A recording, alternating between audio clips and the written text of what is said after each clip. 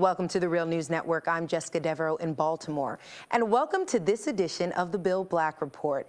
Bill Black is now joining us. He is the Associate Professor of Economics and Law at the University of Missouri, Kansas City. He's a white-collar criminologist and former financial regulator. He's also the author of the book, The Best Way to Rob a Bank is to Own One. Thanks for joining us, Bill.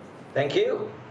So, Bill, you've been working on this series looking at how the DOJ as well as the FBI have been investigating and have been unsuccessful in prosecuting the financial fraud in this country. Can you just talk to us a little bit more about what you've been working on?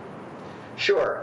For one thing, I have to credit Bob Prash, who's a wonderful economist at Middlebury, who summed it up very nicely. He said, what you've really found is that the Justice Department has channeled its inner Tea Party. It formed a partnership with the big banks, and it blames the entire crisis on little people. Who supposedly, the hairdressers that were able to cleverly defraud the most financially sophisticated financial institutions in the world and such, which is, of course, an inherently preposterous story.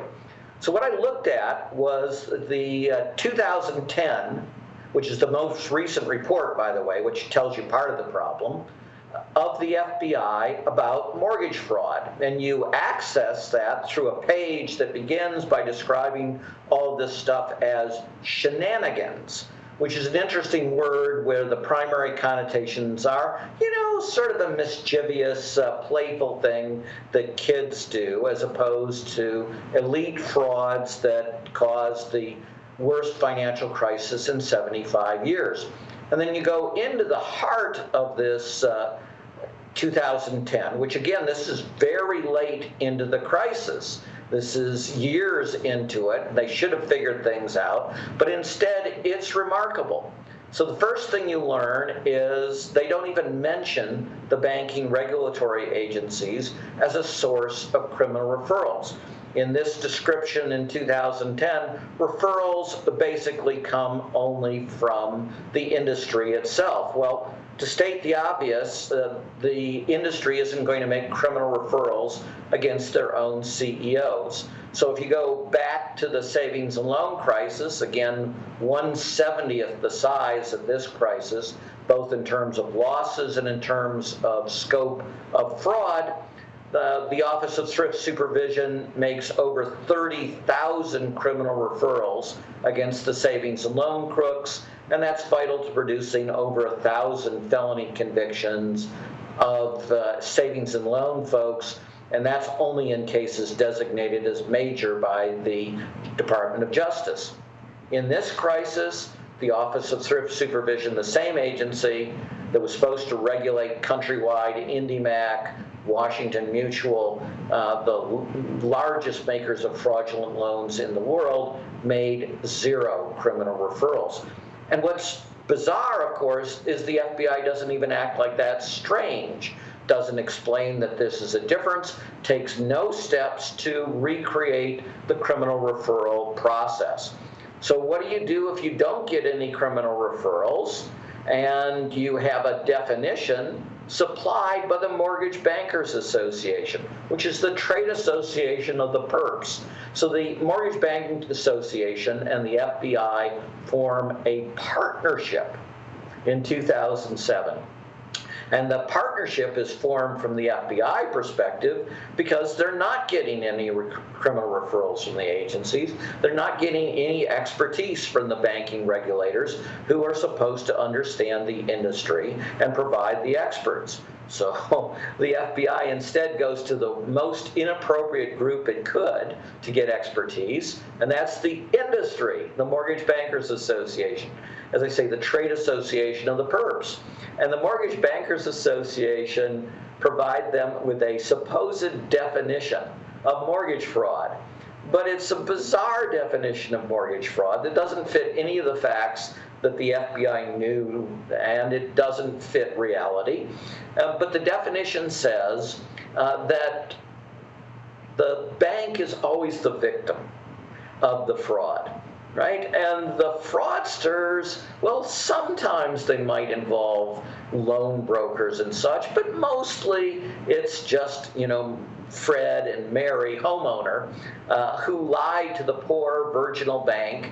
And these, as I said, clever hairdressers making $26,000 a year defrauded the most elite financial institutions in the world. And you're going, like, this is a comedy, right? This is an April Fool's joke. But no, this is actually the official FBI report on mortgage fraud that says this is what they commissioned specially to do the analytics, so they really understand mortgage fraud and so they could tell the rest of the world about mortgage fraud. And it's a story that has no basis in reality and is utterly preposterous. Indeed, if you think about it, mortgage fraud, of course, was always a potential risk, but we've had underwriting standards at banks for 100 years which have kept mortgage fraud to a trivial level where losses are far less than 0.5%, and fraud is rare. But in the crisis, liar's loans, we know from the Mortgage Bankers Association themselves, they're anti-fraud experts, and their report in 2006, that the incidence of fraud in liar's loans was 90%.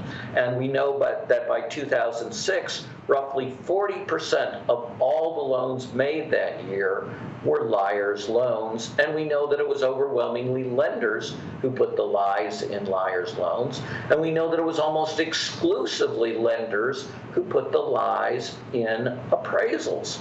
So these frauds are overwhelmingly coming from the banks, but are being completely ignored because the FBI is operating in this bizarre Tea Party world in which the banks are wonderful and honest, and it's the small people who are the nasty, terrible folks.